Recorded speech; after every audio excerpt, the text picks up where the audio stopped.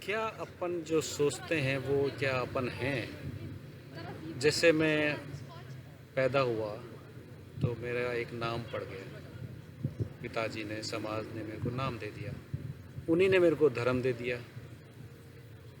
उन्हीं ने मेरे को कल्चर दे दिया, मोरालिटी दे दी, अच्छे बुरे की परिभाषा दे दी, पसंद नापसंद का बता दिया, ऊपर नीचे को अभी बता दिया कि ये अच्छा ये बुरा। पर मैंने तो जाना ही नहीं। मैंने जाना नहीं, इसलिए मैं कह रहा हूँ कि जो मेरे को लगता है अच्छा है या इस सोसाइटी में जो चीज़ अच्छा है वो कहीं दूसरी सोसाइटी में गलत भी हो सकता है, या जो आज मैं सोच रहा हूँ राइट है वो 10 साल बाद में रॉन्ग भी हो सकता है। तो मैंने कैसे जाना कि ये रॉन्ग और राइट है? ये सब कैसे मैंने ओढ़ लिया और इसको मैंने अपनी पहचान बना ली। That identification as a person, as a name, as a nation, as a religion, as a liking और डिसलाइकिंग, ये मेरे को उड़ा दी और मैं समझा कि ये तो मैं हूँ। और ये जो मैं हूँ ये परिवर्तित हो रहा है। Every day is changing.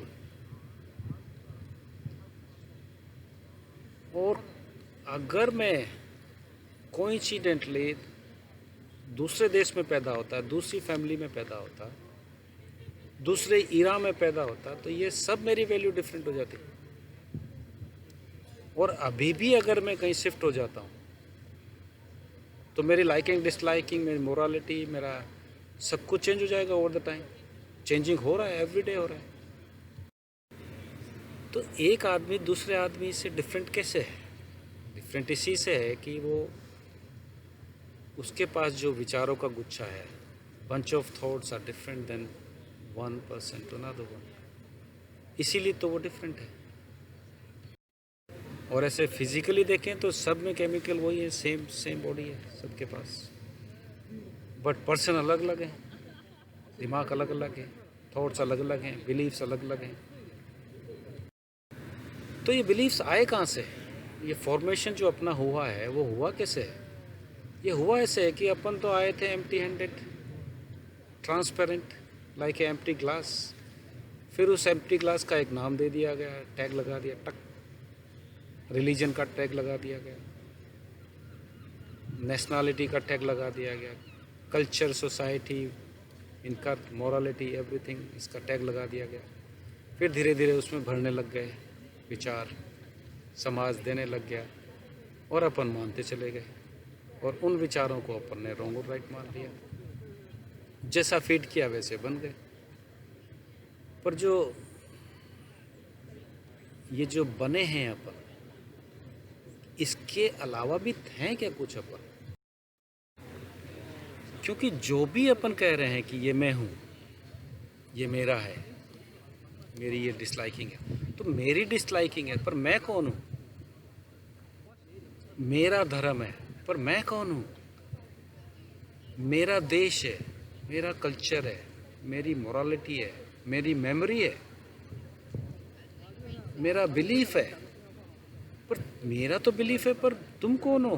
Belief तो चेंज हो जाएगा ओवर द टाइम, नेशनलिटी भी चेंज हो जाएगी, क्या फ़र्क पड़ता है? पर तुम कौन हो जिसके सराउंडिंग्स में ये सब चीज़ चल रहा है? और अपन जितने जितने इनसे आइडेंटिफाइड हो जाते हैं स्ट्रांगली, उतना उतना अपन ने अपने आप को गिरवी रख दिया उस आइडेंटिफिकेशन पे। फिर वो ही अपना मालिक बन जाएगी आइडेंटिफिकेशन। जैसे अगर मैं मैनचेस्टर यूनाइटेड को आइडेंटिफाइड हो गया कि मेरा तो यही क्लब है, तो मैनचेस्टर यूनाइटेड अगर जीतती है तो मैं खुश हूँ, अगर वो हार जाती है तो मैं दुखी हूँ। तो मेरा जो खुश होना है, मेरा जो दुखी होना है, मेरे इन आइडेंटिफिकेशंस पे डिपेंड हो गया। अब मैं अपना मालिक ही नहीं रहा। और अब जो भी मैं डिसीजन लेता हूँ, मैं एक्शन लेता हूँ मेरी लाइफ के, वो भी अब मेरे पुराने विचारों से, बिलीव से उससे निकलते हैं। मेरे पास से ही तो मेरा प्रेजेंट निकल रहा है। तो मैं बस अपने आप को, अपने बिलीव्स को स्ट्रेंथनिंग करता जा रहा हूँ ओवर द लाइफ। तो नया तो कुछ होता ही नहीं है, सीखा ही नहीं है, सीखते ही नहीं है। तो कैसे अपन वापस प्योर हो जाएं, कॉन्शियसनेस में पहुंच जाएं, इन बिलीव से पीछा छूट जाए। एक बहुत बढ़िया किताब पढ़ी मैंने, अपने पुराण, उपनिषद, वेद, इनमें से निकाल के किसी ने लिखी है और उसको बहुत हाईलाइट किया है कि नेति नेति। नेति का क्या मतलब है? नेति का ये मतलब है कि जो मैं सोचता हूँ कि ये मैं हूँ, उसको मैं बिन में फेंकता चला जाऊँ कि ये तो मैं नहीं हूँ। हाँ, समाज मेरे को कहता है, पर मैं इतना ही नहीं हूँ, मैं और कुछ भी हूँ।